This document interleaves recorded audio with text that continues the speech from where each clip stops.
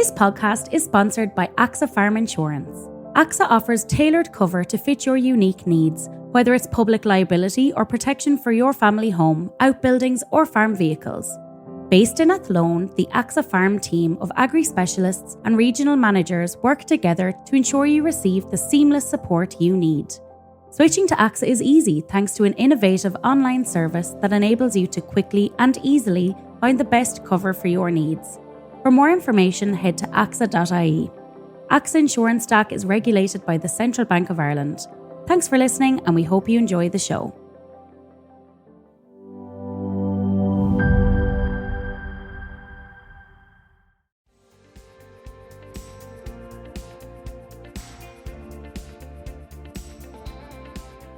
Hello and welcome to the Farming Week, the podcast from Agriland keeping you up to date with all the latest in Irish agriculture.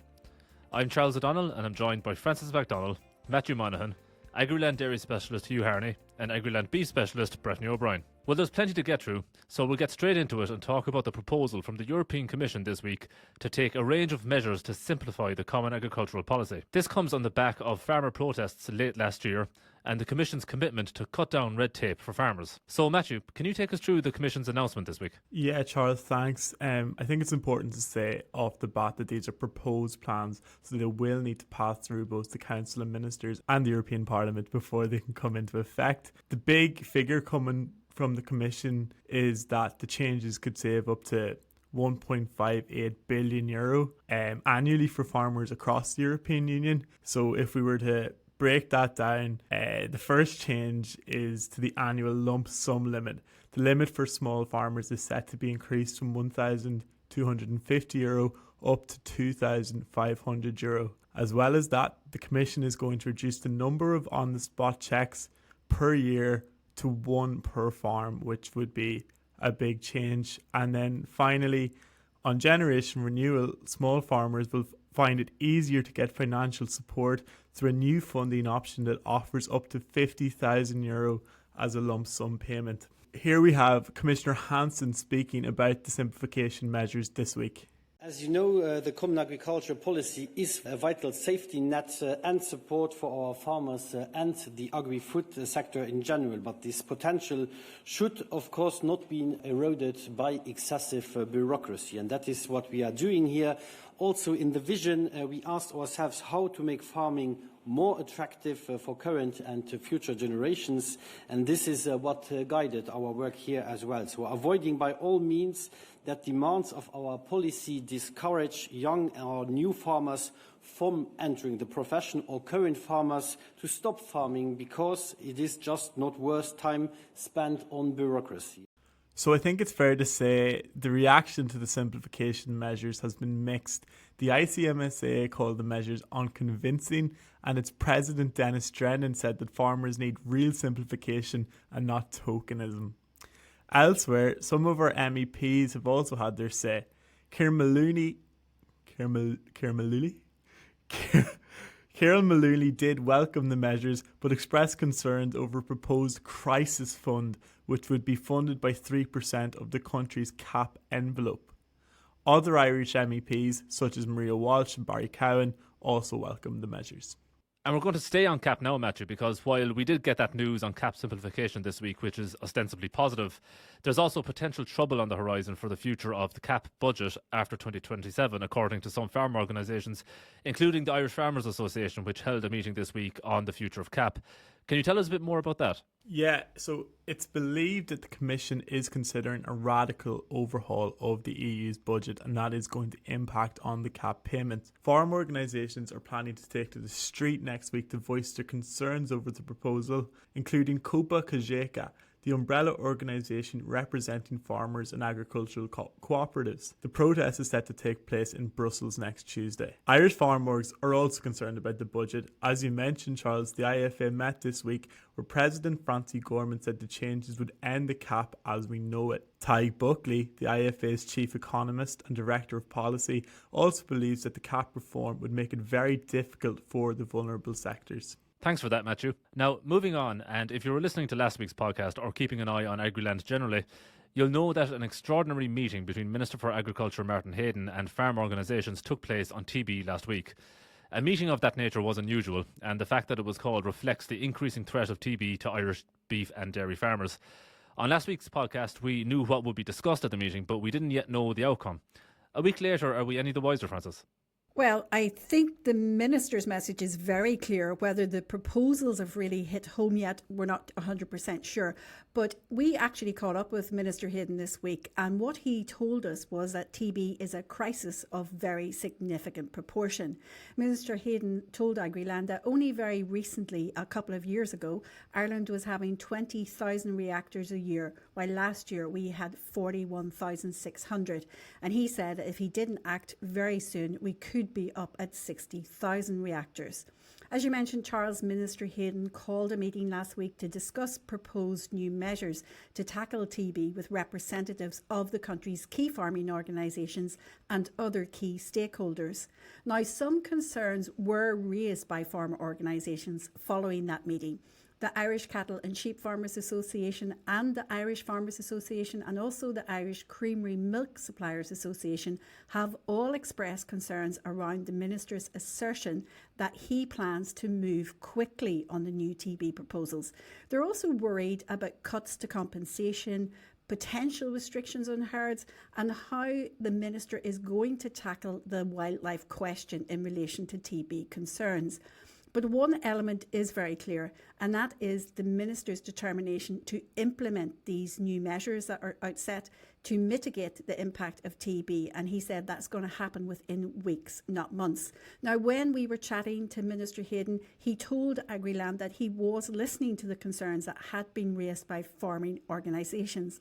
But he also warned about the cost in financial terms in relation to the rapid rise of TB across the country. And let's listen now to a little of what he had to say to us. So what we're doing at present is spending more money than I actually have budgeted and allocated for TB.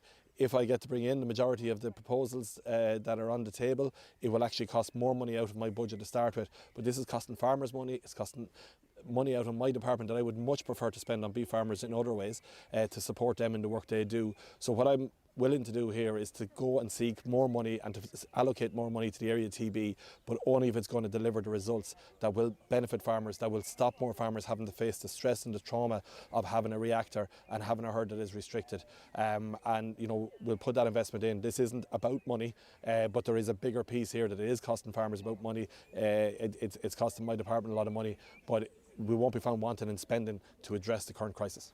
And you can see that interview in full on Agriland.ie or catch it on our app. Overall, Charles, one thing was very clear this week. The Minister has said that the spread of TB must be stopped, and he wants to tackle the three main drivers of what has been identified by the Department of the disease. And he said this is wildlife, cattle transmission and residual transmission.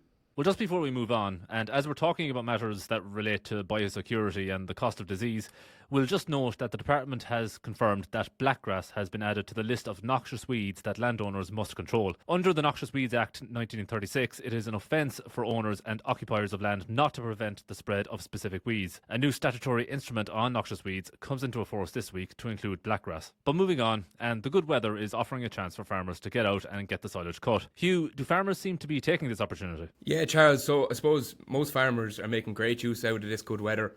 Like, no matter where you go, I suppose you see tethers on the road, you see rakes, you see mowers, harvesters, silage wagons, trailers. So like there's a lot going on. And I suppose, you know, the growth rates over the last couple of weeks have really kind of fast forwarded cutting dates for silage. I suppose like once the soil temperatures kind of took off, growth rates took off, and I suppose nearly every farmer is kind of cutting nearly a week to 10 days earlier than what they're used to cutting at. So look, it's positive. I suppose last year when we look back, we kind of got away with a short enough winter. You know, from the good back end to, you know, a relatively a very good spring actually, very dry spring. So cows were able to get out. So we got away with not, you know, there's plenty of silage left on farms. So what I say to farmers is, don't be looking at a winter to be the same. You know, you're gonna have to budget for that extra month at least of fodder. So what I'd say to farmers is, you know, be looking at their fodder budget now and see when they and you know, and there's this kind of perception that to get that bulky silage and to really maximise the amount of silage yield in the yard, that you're going to have to cut that bit later for first cut. But what we actually find, Charles, is that, to maximise the total silage yield over the course of the summer, it's cutting early at that first cut, and then you maximise it over total cuts rather than just one cut. And Hugh, how are crops of silage looking around the country at the minute? And I suppose what are the recommendations for securing a good quality crop? Yeah, so Charles, crops are looking great across the country, and as I said, it's kind of a week to 10 days earlier, and by of the crops I saw anyway, they are looking very fit, and they're by no means light. And I suppose farmers need to be going in at them kind of now, because I suppose cutting silage at this stage of May will ensure that you're kind of getting a high quality silage, that you're cutting at around 70 to 75% dry matter digestibility now, if you go now. And I suppose, cutting date has the biggest impact on silage quality. So if you think back, if you think of the shoulders of the year, you're probably going to be needing to go in with silage while cows are milking. So you want high quality stuff to go in with. So, for the shoulders of the year, you want that kind of 75% dry matter digestibility.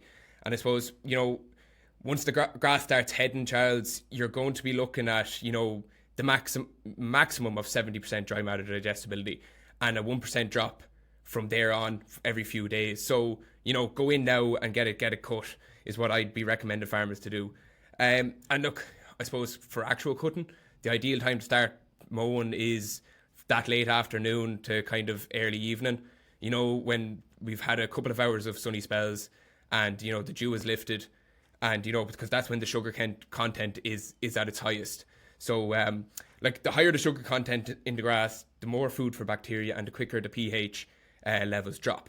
So you want to kind of target sugar content of to ensure good fermentation of around 3%. That's the ideal.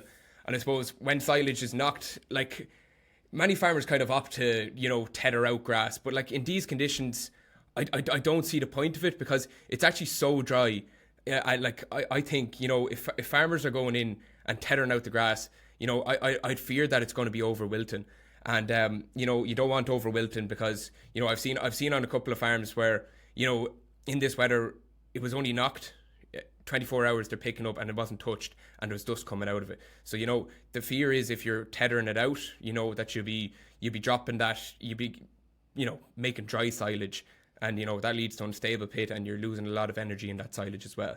And just one thing I want to emphasise as well, Charles, is, there's a lot going on in farms at this time of the year. We've got breeding, now we've got silage. So safety has to be, and I know everyone's like, oh, safety, yeah, we will do that. But when the pressure kicks on, people forget about it, and that's the reality. So there could be stock bulls out in farms. Even if it's just handling, you're handling cows, so there has to be that safety part of it as well. And then young children love to come down and watch, tractors go up and down pits. So make sure they're supervised, and check your visuals. Make sure your glasses and your mirrors, they're all cleaned after every few load, because the last thing we want is an accident on any farm. So yeah, well said, Hugh. That's a great point. Just looking at the dairy sector specifically, Hugh, on a separate topic, there seems to be a looming shortage of replacement dairy heifers in the country. What do the figures tell us on that?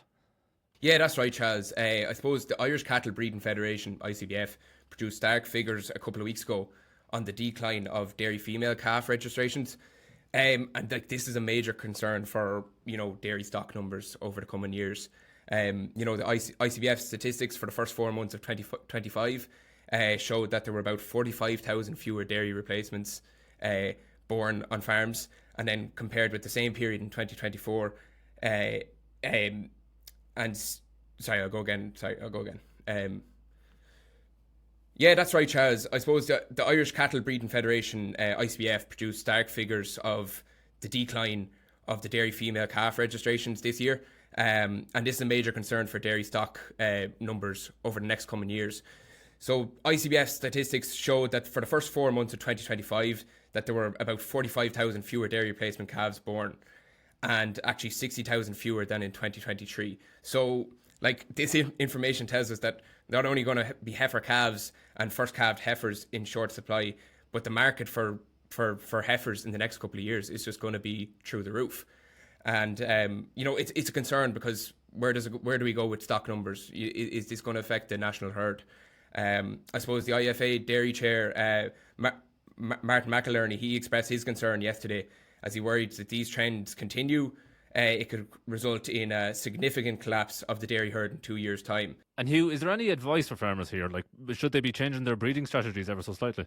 Yeah, Chaz, look, this is a difficult one because I don't like coming on to anything and telling farmers how they should go about their breeding season, because every farmer has their own way of doing it and their own way of what they see as a profitable way of doing it. So look, I suppose the fear is now that we've seen calf prices over the spring, and farmers might be looking at that and be saying, right, I'll go for a bit more dairy beef now. I'll use a few more dairy beef straws this year because of the calf prices that we've seen this year. But I think those calf prices are probably going to continue. So there is an argument there. But are they better off going with a bit more dairy AI and a bit more sex semen? I can't say that I'm surprised with these figures, because if you look back over the last couple of years, dairy farmers have been using, they've been really strict on just using the number of sex semen straws that they need for their dairy replacements, and then focusing on using dairy beef on the rest of the herd. So this, while sex semen has been a fantastic tool for the industry, it has caused kind of this selective breeding, which has led to more genetic gain, but it has led to also less heifers in the country. So what I'd say to farmers is maybe to use a bit more dairy AI, a bit more sex semen, because if you think about it, you don't want to be spending more, you don't want to be spending all that money on heifers in a couple of years' time. If you run into a shortage yourself, so farmers, even in the last few years, they've been breeding their replacements and only enough for themselves, and even at that, leaving themselves a bit short. So what I'd say is use more dairy AI, use more sex semen, and if there's a surplus there, they're going to be making good money anyway. So I don't know, should they be using more? I'd say they should. With TB rampant across the country as well, Charles, we should be breeding more heifers to cover ourselves. If there does happen to be a surplus of heifer calves, they are going to make more money, and I'd imagine a strong trade for the Frisian bull calves will remain into next season. So, and look, there's an argument there as well, Charles, especially for the high genetic merit herds and high EBI herds. I think it's a crying shame nearly that the majority of these cows in those herds are bred to dairy beef, when there's such a potential to breed an incredible next generation of milkers. So there's an argument there, but look, maybe it's easy for me to say. But there's scope there, Charles, for agreements to be put in place, maybe for low genetic merit herds to buy off these high genetic merit herds. I don't know, maybe that's something we could look at. But in short, I genuinely think it's worthwhile using more dairy AI, more sex semen in this year to maintain your own stock numbers. But more importantly, and even if there is a few more, you're going to be maximising those calf sales, because it's looking like the trade is going to be very strong for those heifers, Charles. Thanks for those updates, Hugh. Well, just while we're on dairy, we'll just bring you a quick agri-business update. Over 11,000 tier-long co-op members are set to benefit from a spin-out of €173 million worth of Glanbia plc shares. The board of Tier-Long Cooperative Society Limited has approved the distribution of 15 million Glanbia plc shares to co-op members. Based on a Glanbia plc closing share price of €11.51 as of last Friday, this will be worth approximately €5,156 for every 1,000 shares that a member holds in Tier-Long Co-op, or over €16,804 to an average active Tier-Long Co-op member. Moving on now though, and several important farm schemes and measures are closing for applications today, Thursday, May 15th. Frances, can you just give us a reminder of those? Yes, Charles, the clock is definitely ticking when it comes to deadlines for submitting those all-important applications. So let's start with the big one, and that's the Basic Income Support Scheme, BIS. Farmers only have until midnight today, that is Thursday, May the 15th, to get their applications in. And don't forget, this is also the deadline for the related submission of applications for a range of other schemes, including the complementary income support for young farmers. We know that in the region of over 100,000 applications have been received for BIS so far, and other area-based schemes by close of play yesterday. And I'd imagine there's a lot of hurried applications going in as we speak. So today is also the deadline for farmers who are seeking a nitrates derogation, and the dairy cow ban must also be confirmed for 2025 through the Irish Cattle Breeding Federation, ICBF's website. And before you take a breath, it's also the closing date today for the 2025 National Dairy Beef Weighing Scheme and the closing date for CAP Strategic Plan Dairy Beef Welfare Scheme. And just to note, if you were in that scheme in 2024, you don't need to reapply because your application will automatically roll over to 2025. And let me just also mention the 2025 National Sheep Welfare Scheme here, Charles, because although the application closing date is also today, May 15th, this is followed by 25-day calendar late application process, which means that the late application closing date is Saturday, 9th June 2025. So good luck to anyone who is submitting an 11th hour application today. But just one other development to mention in relation to schemes, that is in particular with the Agri-Climate Rural Environment Scheme Acres, as a total of 7 actions will be monitored for compliance using satellite technology this year. The Department of Agriculture, Food and the Marine has told us that it will continue to use the Area Monitoring System, AMS, to ensure that the area-based schemes, including acres, have met their eligibility requirements for 2025. Finally this week, we're going to bring in Agriland's beef specialist, Breifne O'Brien. Breifne, we normally have you on the podcast to talk about prices in the marts and factories for cattle and sheep, and that is going to be what we're going to talk about, but it'll be a little different this time around. You had an interesting conversation with a sheep farmer recently. What did he have to say?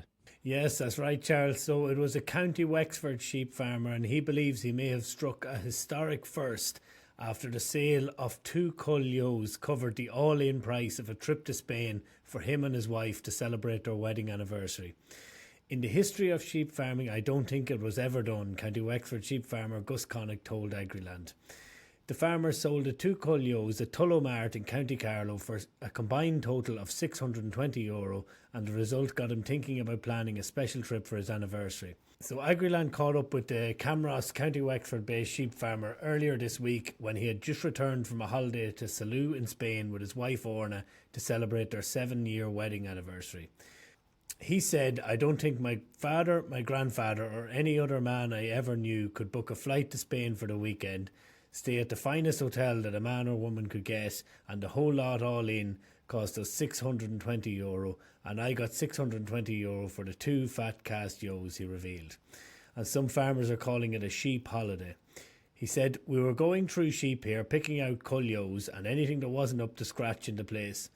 I brought the cull ewes to Tullow Mart, and there was 2 good heavy cull ewes in particular. They were tipping the 100 kilo mark, and they made €310 each. The farmer said they were planning on going away anyways, but the 2 cull ewes paid for himself and his wife for their wedding anniversary to go off for the weekend. He said often in the past the sale price of cull ewes would do well to cover the price of a bag of ration, let alone a 3-night stay in Spain. Connick said he has never seen the cull ewe trade as strong as it currently is. He believes that the good prices this year have come, but not before time. He said there's loads of years where you'd just be breaking even sheep farming, but this year has worked out lovely. You can't but make money at sheep at the moment," he said. Well, just before we go, we just want to say best of luck to Josephine O'Neill, who officially took the reins as president of MACRA at the association's AGM at the weekend following her election last month. But that's where we'll leave it for today. Please don't forget to rate, review and follow The Farming Week on Spotify, Apple Podcasts or wherever you get your podcasts. We'd love if you could spare some time to give us 5 stars and share The Farming Week with anyone you think might be interested. From Francis, Maitiú, Hugh, Breifne and myself, all the best.